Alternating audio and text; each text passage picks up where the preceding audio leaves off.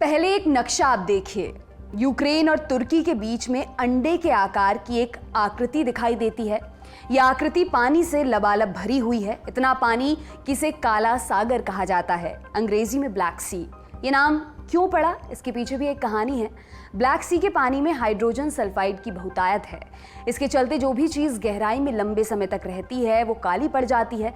इस वजह से भी समंदर का नाम ब्लैक सी रख दिया।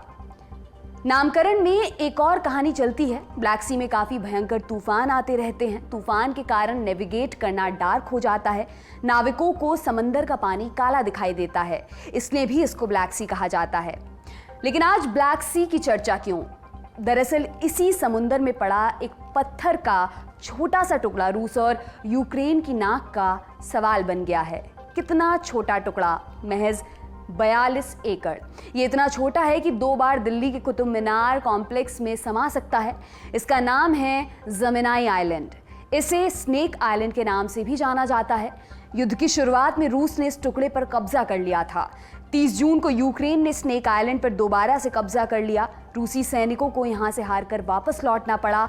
इसे रूस की बड़ी हार के तौर पर गिना जा रहा है। आज हम जानेंगे स्नेक आइलैंड की कहानी क्या है, रूस इस आइलैंड को अपने नियंत्रण में क्यों नहीं रख पाया और इस घटना का रूस यूक्रेन युद्ध पर क्या असर पड़ेगा। नमस्कार, मेरा नाम दिव्यांशी है और आप देखना शुरू कर चुके हैं द लल्लन टॉप का अंतर्राष्ट्रीय प्रसंगों से जुड़ा रोजाना का कार्यक्रम दुनियादारी।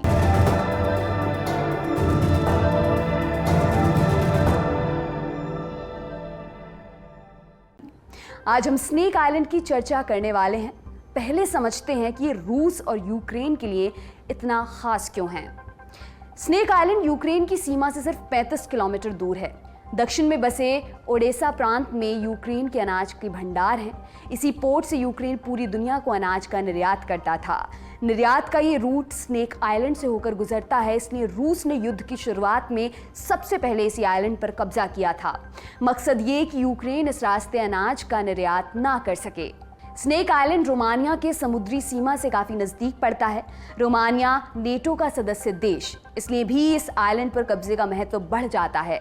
अतीत में रोमानिया और यूक्रेन के बीच इस पर नियंत्रण के लिए झगड़ा हो चुका है। बाद में इंटरनेशनल कोर्ट ऑफ जस्टिस यानी कि ICJ में ये मामला सुलझा था। रूस हवाई सुरक्षा के लिए ब्लैक सी में मौजूद अपने जंगी बेड़े का इस्तेमाल करता है, लेकिन फरवरी में यूक्रेन ने मॉस्कोवा नामक जंगी जहाज को डुबो दिया था। इसके बाद रूस अपने एंटी एयरक्राफ्ट सिस्टम और क्रूज मिसाइलों को स्नेक आइलैंड पर इंस्टॉल करने की कोशिश कर रहा था। अब चूंकि आइलैंड उसके हाथ से निकल गया है, इससे उसके हमले करने की क्षमता पर तो असर पड़ेगा ही, उसकी अपनी सुरक्षा भी खतरे में पड़ जाएगी। आइलैंड पर अपना कब्जा मजबूत कर रूस पूरे काले सागर के उत्तर पश्चिम इलाके पर कंट्रोल कर सकता था। इसके अलावा स्नेक आइलैंड के आसपास के इलाके में पेट्रोलियम और नेचुरल गैस का प्रचुर भंडार भी है, लेकिन चारों तरफ से खुला होने के चलते इस आइलैंड की रक्षा करना मुश्किल था। आइलैंड की स्थिति और आकृति भी कुछ इस तरह है कि उसे सुरक्षा के लिहाज से कमजोर बताया गया है। आइलैंड यूक्रेन के तट से केवल 35 किलोमीटर की दूरी पर है। दूरी इतनी है कि यूक्रेन की मिसाइल और ड्रोन हमले वहां आसानी से किए जा सकते हैं। यूक्रेन ने इस कम दूरी का फायदा उठाया और वही किया जो उसे करना चाहिए था, माने हमला। यूक्रेन ने आइलैंड पर धावा बोल दिया, लगातार हमले किए, लेकिन यूक्रेन की सेना संख्या में बहुत छोटी है। उनके पास पर्याप्त संख्या में नौसैनिक मौजूद नहीं है, जिसकी वजह से उसने अपनी सेना सीधे आइलैंड पर नहीं उतारी, बल्कि दूर से ही हमले जारी रखे। यूक्रेन के सैन्य विश्लेषक ओल्हे ज़दानोव ने भी यही कहा कि अगर हम आइलैंड में सीधे अपनी सेना उतारते तो हम रूसी सेना का सीधा टारगेट बन सकते थे। इसके बजाय हमने दूरी बनाए रखकर आइलैंड पर हमला करने का फैसला लिया, जो हमारे लिए फ़ायदेमंद तो साबित हुआ ही, साथ में हमारे लिए सुरक्षा के लिहाज से भी एक अच्छा विकल्प बनकर आया। यूक्रेनी सशस्त्र बलों के कमांडर वालेरी जालुजनी ने इस जीत के बीच ये दावा किया कि स्नेक आइलैंड से रूसी सेना को भगाने में बोहदाना होवित्जर ने अहम भूमिका निभाई है। अब आप सोच रहे होंगे कि हमने बोहदाना होवित्जर ऐसा भारी भरकम नाम तो ले लिया, लेकिन ये बला है क्या? बोदाना होवित्ज़र दरअसल एक तोप है जो यूक्रेन में डेवलप की गई है। इसे गाड़ी के जरिए कहीं भी लाया ले जाया जा सकता है, लेकिन इसकी रेंज आम तोपों की तुलना में अधिक होती है। यूक्रेन की सेना ने अपनी सीमा के अंदर रहते हुए इसी से हमले करके रूसी सेना को भागने पर मजबूर किया। इन सब हमलों के साथ यूक्रेनी सेना ने आयरलैंड पर हवाई हमले भी किए। पिछले हफ्ते यूक्रेन ने एक स्टेटमेंट में कहा था कि सेना की तरफ से किए गए हवाई हमलों ने आयरलैंड पर रूसी सेना को बड़ा नुकसान पहुंचाया था। ये रही कहानी स्नेक आइलैंड की जीत की। अब इस बात पर आते हैं कि इस घटना का रूस यूक्रेन युद्ध पर क्या असर पड़ेगा। दिन ब दिन जैसे जैसे यूक्रेनी सेना का पलड़ा स्नेक आइलैंड पर भारी हो रहा था, वैसे ही एक सवाल का वेग भी तेज हो रहा था। सवाल था कि अगर यूक्रेनी सेना इस आइलैंड पर जीत हासिल करने में कामयाब हो जाती है तो क्या ये इस जंग के लिए गेम चेंजर साबित होगा। इस सवाल का जवाब आसान नहीं, लेकिन अब इसको समझने की कोशिश करते हैं। ये जीत यूक्रेन के लिए केवल एक प्रतीकात्मक जीत नहीं है, बल्कि ये एक रणनीतिक सफलता है। वहीं हारे हुए रूस के लिए ये एक झटका भर है, और शर्मनाक हार भी। रूस के लिए हार एक झटका भर क्यों?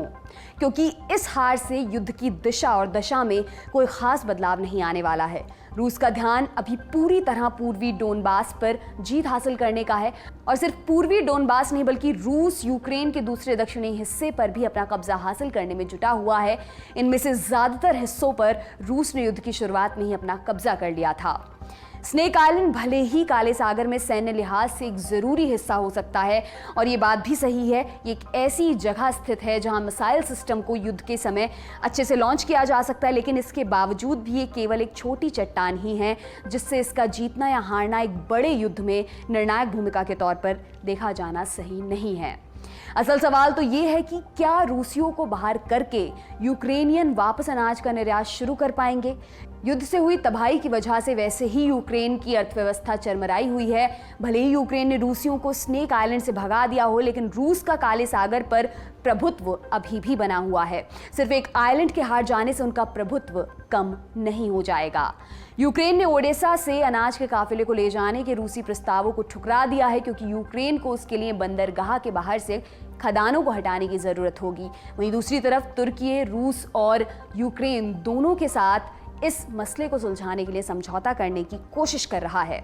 नाटो शिखर सम्मेलन में तुर्की के राष्ट्रपति एर्दोगान ने कहा कि हम दोनों देशों के बीच एक संतुलित नीति बनाकर ये समस्या हल करने की कोशिश कर रहे हैं। हमें उम्मीद है कि इस संतुलित नीति के अच्छे परिणाम जल्द सामने आएंगे। हम इस कोशिश में लगे हैं कि जिन देशों में इस समस्या की वजह से अनाज की कमी पेश आ रही है, जल्द से जल्द एक गलियारा उपलब्ध करवाया जाएगा जिससे अनाज लाने ले जाने के लिए रास्ता बन पाए। अगले कुछ हफ्तों में यूक्रेन को अनाज के निर्यात के लिए फैसला लेना ही होगा, क्योंकि अगली फसल जुलाई में शुरू होने वाली है। अगर यूक्रेन जल्द ही फैसला नहीं लेता है तो देश में अनाज के भंडारण की भी एक नई समस्या पैदा हो सकती है। ये था हमारा बड़ी खबर सेगमेंट। अब बढ़ते हैं सुर्खियों पर। पहली सुर्खी नेटो से जुड़ी है। स्पेन की राजधानी मैड्रिड में चल रहा नेटो का सम्मेलन समाप्त हो गया है। रूस यूक्रेन युद्ध शुरू होने के बाद नेटो देशों के बड़े नेताओं की ये पहली बैठक थी। नेटो ने पहली बार चीन को प्राइमरी थ्रेट माना है। नेटो की समिट में क्या कुछ निकला, आपको बताते हैं। नेटो ने कहा कि रूस ने उन मानदंडों और सिद्धांतों का उल्लंघन किया है जिन्होंने यूरोप की सुरक्षा को खतरे में डाला है। उसने रूस को अपनी सुरक्षा के लिए सबसे बड़ा खतरा बताया है। नेटो ने यह भी कहा कि अगर रूस ने कोई हिंसक कार्रवाई की तो सभी सदस्य एकजुट होकर उसका जवाब देंगे। नेटो ने आगे कहा, किसी को भी हमारी ताकत पर संदेह नहीं करना चाहिए। हमारे क्षेत्र के हर एक इंच की रक्षा पूरे नेटो की जिम्मेदारी है। नेटो के सेक्रेटरी जनरल जेंस स्टोल्टेनबर्ग ने कहा कि रूस के पूर्वी हिस्से में हम सैनिकों की संख्या बढ़ाने की तैयारी कर रहे हैं। अमेरिका के राष्ट्रपति जो बाइडेन ने कहा कि वे यूरोप में अपनी सैन्य उपस्थिति को बढ़ावा देने की तैयारी में लगे हुए हैं।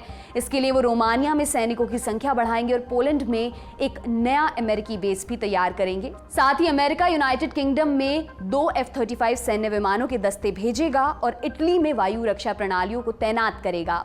नेटो नेताओं ने कहा है कि चीन की महत्वाकांक्षाएं और उनकी नीतियां हमारे हितों, सुरक्षा और मूल्यों को चुनौती देती हैं। चीन ने पिछले कुछ समय से अपने प्रभाव को बढ़ाने के लिए कई राजनीतिक हथकंडे अपनाए हैं। इसके लिए उसने कई नियमों को ताक पर रखा है। चीन अंतरिक्ष, साइबर सहित कई तरह की अंतर्राष्ट्रीय व्यवस्था को नष्ट करने के लिए भी काम कर रहा है। इसके अलावा नेटो की इस बैठक में जलवायु परिवर्तन को लेकर भी कई तरह की चर्चाएं हुई और चिंताएं जाहिर की गईं। आज की दूसरी और अंतिम सुर्खी अमेरिका से है। फेडरल ब्यूरो ऑफ इन्वेस्टिगेशन ने बुल्गारिया की रुजा इग्नातोवा को मोस्ट वांटेड लोगों की लिस्ट में डाल दिया है। उनके ऊपर लगभग 80 लाख रुपए का इनाम रखा गया है। जब FBI को किसी की गिरफ्तारी के लिए आम लोगों की मदद की ज़रूरत होती है तब उसे मोस्ट वांटेड की लिस्ट में रखा जाता है। रुजा 2017 से फरार चल रही हैं। उनके ऊपर लगभग 30,000 करोड़ रुपए के गबन का आरोप है। रुजा ने किया क्या था ये भी आपको बताते हैं। 2014 में बुल्गारिया में OneCoin नाम की एक कंपनी लॉन्च हुई थी। ये कंपनी क्रिप्टो करेंसी बेचती थी। रुजा ने बिक्री बढ़ाने के लिए पॉन्जी स्कीम का सहारा लिया। उन्होंने खरीदने वालों को एक लुभावना ऑफर दिया। कहा कि अगर वे उनकी क्रिप्टो करेंसी को जितने लोगों को बेचेंगे उनको उसके बदले कमीशन मिलेगा। ये स्कीम पूरी तरह फर्जी थी। उनकी क्रिप्टो करेंसी का कोई मोल नहीं था। 2017 में रुजा ने बुल्गारिया से ग्रीस की फ्लाइट पकड़ी। इसके बाद से उनका कभी पता नहीं चला है। जांच अधिकारियों का कहना है कि रुजा अपने साथ कम से कम 4,000 करोड़ रुपए लेकर फरार हुई थी।